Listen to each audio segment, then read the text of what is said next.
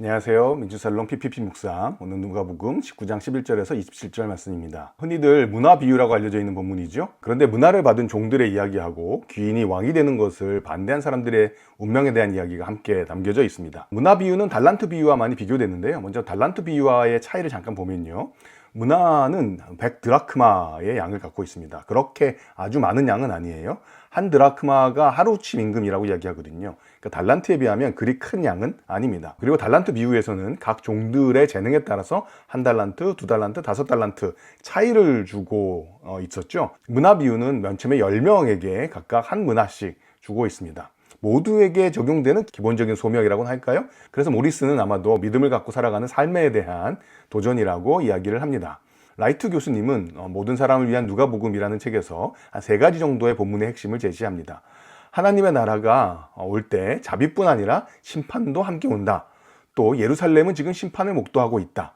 또 예수님 자신이 귀환하시는 왕이시다. 사실 제가 오늘 묵상이 좀 늦었는데요. 마지막 2구절이 좀 어려웠기 때문입니다. 26절에 보면 무릇 있는 자는 받겠고 없는 자는 그 있는 것도 빼앗기리라 라는 말씀이 있죠. 예수님은 지금 소위 빈익빈 부익부를 정당하다고 인정하시는 것인가? 이런 질문이 들 수밖에 없는 본문이죠. 그리고 27절 보시면 그리고 내가 왕됨을 원하지 아니하던 저 원수들을 이리로 끌어다가 내 앞에서 죽이려 하였느니라. 원수를 죽이라는 명령입니다. 원수를 사랑하라는 말씀과 충돌되는 거 아닌가 라는 생각이 들기도 하는 말씀이죠. 라이트 교수님의 모든 사람을 위한 누가복음의 도움을 좀 얻었는데요. 그리고 다른 주석도 좀 살펴보는 시간을 가졌습니다. 그런데 이 두 난점에 대해서는요. 그렇구나 라는 느낌을 주는 해석을 만나지는 못했어요. 대신에 이제 라이트 교수님의 책에서 이 이야기가 관련된 시점에 대한 굉장히 흥미로운 설명을 만날 수 있었습니다. 다시 말해서 여기 나오는 왕의 귀환은 흔히들 저희가 예수님의 재림과 그 이후의 최후 심판에 대한 말씀으로 이해해 왔는데 그게 아니라 지금 벌어지는 예수님의 사역과 관계된 말씀으로도 이해할 수 있다는 것이죠. 지금 이제 곧 벌어질 일에 대한 설명이다. 어떤 일이 앞으로 벌어질 것인가요? 십자가와 부활의 사건이 기다리고 있습니다. 물론 이렇게 이해해도 재림에 대한 말씀이라는 그 측면을 완전히 무시할 수는 없겠지만 동시에 지금 벌어지고 있는 일하고도 관계를 맺어서 생각해 봐야 한다라는 것이죠. 늘 이 왕과 종의 관계는 당시 하나님과 이스라엘의 관계로 이해되는 것이 가장 자연스러웠을 것입니다. 그런데 하나님이 이스라엘을 떠나셨다라고 생각됐던 시기가 있었죠. 다름 아닌 포로기, 그리고 지금 예수님 당시도 하나님이 이스라엘로부터 떠나 있다라고 생각되기 쉬운 시절인 것이죠. 그렇다면 그 하나님은 언제 돌아올 것인가? 그리고 돌아오신 하나님은 어떤 모습으로 돌아오실까라는 것이죠.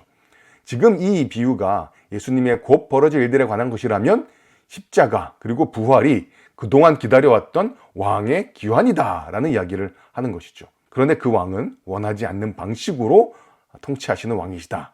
오늘 본문에서 어떤 사람의 왕됨을 원하지 않는 사람들의 이야기가 나오잖아요. 우리가 이걸 예수님의 이야기로 생각해 본다면 우리는 왜 예수님이 왕 되시는 것을 그렇게 싫어할까? 보통 말하기는 내가 왕이 되고 싶어서라고 이야기를 하지만 또 다른 이유가 있지 않나 생각해 봅니다. 예수님의 통치 방식이 마음에 들지 않기 때문에 예수님이 왕 되시는 것을 싫어하는 것은 아닌지 생각해 보았습니다. 예수님의 통치 방식은 십자가의 길입니다. 그리고 그것이 곧 벌어질 일인 거죠.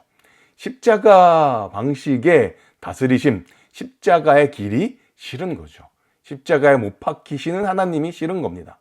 이 비유에 보면 왕의 성품에 대한 오해가 심판받는 종들의 문제였던 거죠. 오늘 본문에는 바람직하지 못한 두 종류의 사람이 나오는데요. 하나는 문화를 그냥 둔 채 주인을 오해했던 사람이고 또 하나는 왕됨을 원하지 않았던 사람들입니다. 이런 묵상을 해봅니다. 예수님에 대해서, 하나님 나라에 대해서 우리가 가장 크게 오해하는 것은 어떤 것들일까? 그리고 우리가 예수님의 왕되심을 싫어한다면 그 이유는 무엇일까? 제가 PPP라는 주제에 너무 많이 빠져 있는 것 같기는 하지만 그래도 그 주제와 관련해 생각을 해보면 이 하나님 나라와 복음이 교회뿐 아니라 세상과 관련이 있다는 사실, 개인적일 뿐만 아니라 공적이라는 사실, 힘보다는 평화를 만든다는 사실을 우리가 놓치고 있는 것이 가장 큰 오해는 아닐까 생각해 봅니다. 그리고 예수님이 나를 위한 힘을 주시는 분이 아니라 십자가의 자기 희생으로 세상의 평화를 만드시는 왕이라는 사실을 알 때 그분이 왕 되시는 것을 저항하거나 거부하고 싶어질지도 모르겠습니다. 그러나 오늘 이야기는 그렇게 예수님을 오해해서 거부하면 안 된다. 큰일 난다고 경고합니다. 그리고 그 경고의 무게가 마지막 절에 담겨 있는 거죠. 이제 마지막 묵상으로 26절을 좀 생각해 보고 싶은데요. 무릇 있는 자는 받겠고 없는 자는 그 있는 것도 빼앗기리라. 말씀드렸던 것처럼 빈익빈 부익부, 가난한 사람은 계속 가난해지고 부자는 계속 부자가 된다는 것을 정당화하는 말씀일까? 사실 성경의 다른 본문들과 견주어 볼 때 결코 그럴 것 같지는 않습니다. 그리고 이 표현은 우리가 살아가는 모든 상황에 적용된다기보다는 오늘 본문 상황에 제한해서 이해하는 것이 적절할 것 같습니다. 있는 자는 지금 상황에서 자기에게 주어졌던 작은 일을 성실히 살아감으로써, 행함으로써 잘 활용했던 사람이죠. 그래서 뭔가 더 있게 되었습니다. 그러니까 뭔가 있는 자란 얘기는 주어진 것을 성실하게 잘 활용한 사람이라는 의미고요. 없는 자라는 것은 자기에게 주어진 기회를 사용하지 않았음을 드러내는 상황이죠. 왜 그 기회를 사용하지 않았을까요?